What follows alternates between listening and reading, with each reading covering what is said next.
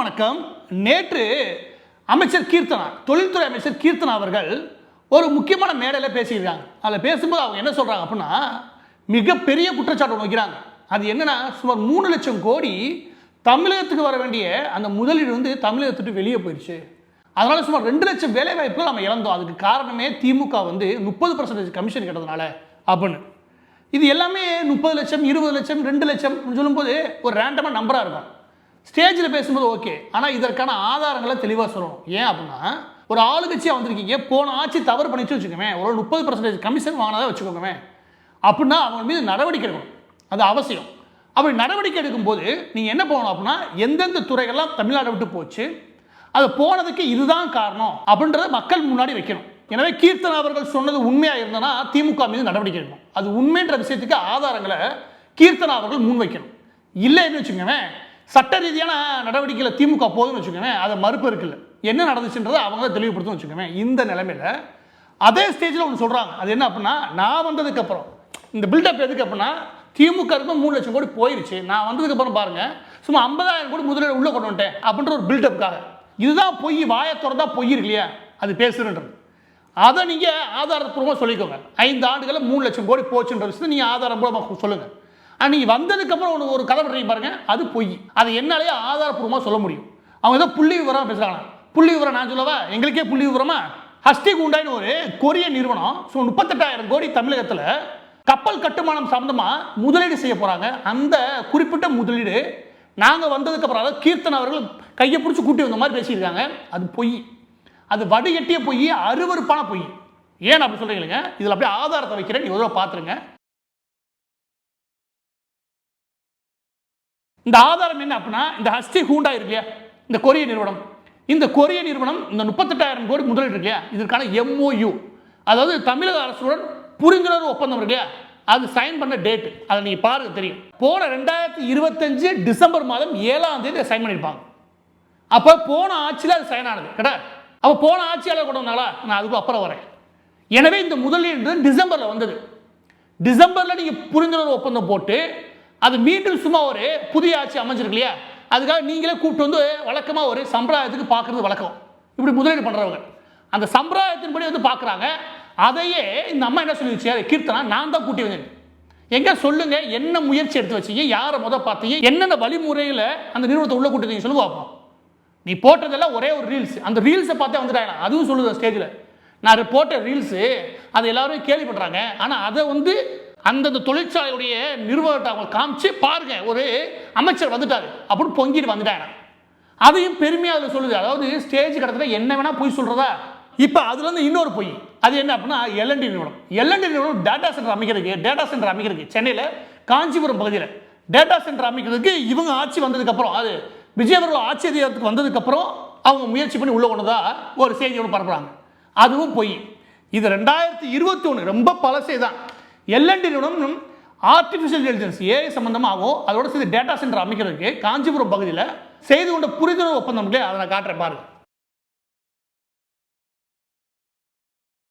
இந்த ஒப்பந்தமும் 2021 பேசப்பட்டு, அது 2023 24 முடிக்கப்பட்டு, அந்த MOU முடிக்கப்பட்டு, அது 2025 26 செயலாக்கத்துக்கு வரணும். இப்படியா வந்து ஒரு நீண்ட ஒப்பந்தம்னு வச்சுக்கோங்க. இதையும் நான் தான் வந்து பண்ணேன்னு சொன்னா இது பொய்யா இல்லையா? இது கேட்க அருவருப்பான பொய்யா இல்லையா? நீங்கள் வந்ததுக்கப்புறம் AMCA, அடிடாஸ், அதுக்கப்புறம் ராயல் என்ஃபீல்டு இவங்கெல்லாம் போயிட்டான்னு சொன்னோம் இல்லையா, அந்த குற்றச்சாட்டுக்கு பதில் சொல்றதுக்கு வக்கு இல்லை. அது பதில் பொய்யை பரப்புவோம் அப்படின்னா என்ன அர்த்தம்? இப்போ இந்த இடத்துல நிறைய பேர் ஒரு முக்கியமான கேள்வி என்ன கேட்டாங்க. அது என்ன அப்படின்னா, சரி அதிகப்படியான தொழில்துறை அமைச்சர் கீர்த்தனா இருக்காங்க இல்லையா, அவங்க துறை சம்பந்தமாக பேசுகிற மாதிரி இருக்குது, குற்றச்சாட்டுகளை முன்வைக்கிற மாதிரி இருக்கிறேன். எங்களுக்கு தெரிஞ்ச வரைக்குமே சொல்கிறேன், நான் வெளிப்படையாக சொல்கிறேன், நாங்கள் அறிஞ்ச வரைக்கும் இந்த குறிப்பிட்ட பெண் அமைச்சர் ஆகிறாங்க, இது கூடுதலாக கூர்மையாக கவனிக்க வேண்டிய விஷயம். நீ அவ்வளோ சாதாரண இடம் போட்டாங்கன்னா பக்கத்தில் வேலை பார்த்த போகணும்னு சொல்கிறான். அது என்னென்ன சொன்னான்னு சொல்லி வச்சுக்கோங்க, அது நல்லா இருக்கிறதுனால சொல்ல விரும்பல. எனவே இந்த துறையில் எதுவும் தப்பு நடந்து தமிழகத்துக்கு எல்லா தொழிற்சாலையும் போயிடக்கூடாதுன்றதுக்காக கத்திக்கிட்டு இருக்கோம். இது எல்லா துறையும் கவனிக்க விரும்புகிறோம், ஆனால் கூடுதலாக கவனிக்க வேண்டியிருக்குன்னா, நீ இனிஷியல் ஆரம்பத்தில் இதை கண்கொத்தி பாம்பாக பார்க்குறோம் அப்படின்னு தெரிஞ்சு வச்சுக்கோங்க, தப்பு ஓரளவுக்கு குறையும்.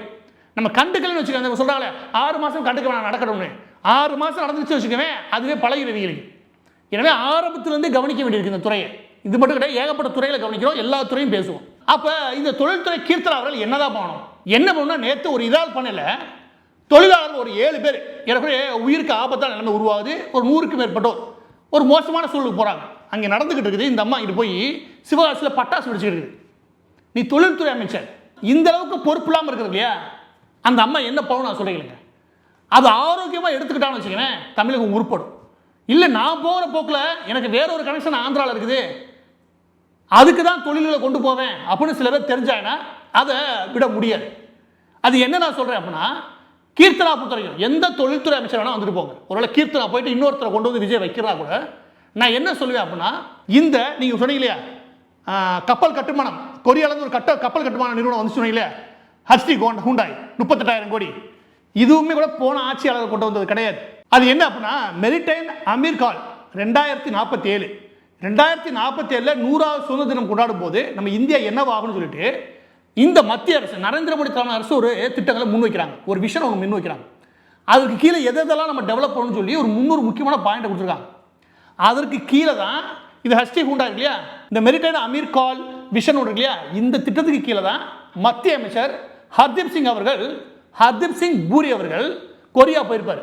கொரியா போய் பேச்சுவார்த்தை நடத்தி அந்த திட்டத்துக்கு கீழே என்ன அப்படின்னா இருக்கக்கூடிய கோஸ்டல் இருக்கு, அதாவது கடலோர மாவட்டங்கள், இந்தியா முழுவதும் கடலோர மாவட்டங்கள் எப்படியான முதலீடுகளை கொண்டு வருது, அந்த துறைமுகங்களை எப்படி முன்னேற்றுறது, அதற்கு டிரான்ஸ்போர்ட் ஃபெசிலிட்டி எப்படி உருவாக்குறது, இன்லண்ட் அதாவது கூவம் ஆறு இருக்கு இல்லையா, உள்ள ஆறு ஓடுது இல்லையா, அந்த ஆறுகளை எப்படி நம்மளுடைய டிரான்ஸ்போர்ட்டுக்கு பயன்படுத்துறது, அதை சரக்கை கையாளுறதுக்கு 2047க்குள்ளாக சுமார் 10,000 மில்லியன் மெட்ரிக் டன் அளவிற்கு சரக்கை கையாளக்கூடிய அளவுக்கு நம்முடைய நிர்வாக கட்டமைப்பு முன்னேற நினைக்கிறாங்க. அதில் ஒரு பகுதி தான் நம்ம கூட்டி வரும். இது ஒட்டுமொத்தமாக எவ்வளவு பிளான் பண்ணுறாங்க, சுமார் 80 லட்சம் கோடி. எவ்வளவு? 80 லட்சம் கோடி. இவ்வளோ பெரிய முதலீடு 2047க்குள்ள கொண்டு வரணும். இதற்காக தான் மத்திய அரசு வேலை பார்க்குது. அவங்க ஒரு செயல் திட்டம் வச்சிருக்காங்க. அந்த செயல் திட்டத்தில் தமிழ்நாட்டுக்கு இந்த வாய்ப்பு கிடைக்குது. அப்போ ஒரு அமைச்சர் என்னென்ன பொறுப்பு, இந்த மாதிரி என்னென்ன விஷயம்லாம் இருக்குது, மத்திய அரசோட என்னென்ன திட்டம்லாம் இருக்குது, அதில் தமிழகத்துக்கு என்னென்னலாம் கிடைக்கிறதுக்கு வாய்ப்பு இருக்குது, அந்த வாய்ப்பை நம்ம எடுத்துகிட்டு வரதுக்கு நாம் என்ன செயலாக்கத்தை உருவாக்கணும். இதுதான் தொழில்துறை அமைச்சர் வந்த 1 மாதம் 2 மாதம் படிச்சுக்கணும். அதில் இருக்கக்கூடிய நிறுவனங்களை கூடுதலாக நம்ம எப்படி பேச்சுவார்த்தை நடத்தி இங்கேயே மேற்கொண்டு முதலீடுகளை உருவாக்குறது, அதுக்கு பேசணும். அதையெல்லாம் விட்டுட்டு இந்த ரீல்ஸ் போட்டீங்க பாருங்க, சிங்கிள் விண்டோ திட்டம் 2021 நேஷனல் சிங்கிள் விண்டோ சிஸ்டம் இருக்கு இல்லையா, அது 2021 கொண்டு வந்துட்டாங்க. உங்களுக்குலாம் என்ன தெரியுத, நாட்டப்பட்டு எதையுமே தெரியாமல் நீங்கள் அமைச்சர் ஆகிட்டீங்க அப்படிதான் அர்த்தம். முதல் முறையாக வந்த மாதிரி உங்களுக்கு சிங்கிள் விண்டோ இருக்குன்னு வீடியோ போட்டுருக்காங்க. அப்போ இது கூட தெரியாமல் தான் நீங்கள் அமைச்சர் ஆகுறீங்க. அந்த வேதனையில் தான் நல்லா கொட்டி திருத்த வேண்டியிருக்கு. இதை சொல்ல வேண்டியதுலாம் ஆனால் நிர்வாக திறமை இல்லாமல் இருந்துறாங்க, தமிழகம் அப்புறம் நடுத்தருக்கு வந்துடும். இதை கண்டிச்சால் ஒழிய ஐயோ நாளைக்கு கண்டிப்பான்ற பயத்திலேயே படிப்பாங்க, படிக்க போகிறது கிடையாது, தான் தோன்றி திறமை சுற்றுவாங்க. எனவே இந்த துறையை கூடுதலாக கவனிக்க வேண்டிய அவசியம் நமக்கு இருக்குது. ஏன்னா இது தொழில் வளர்ச்சி சம்மந்தப்பட்டது. இது ஒரு திட்டம் கிடையாது.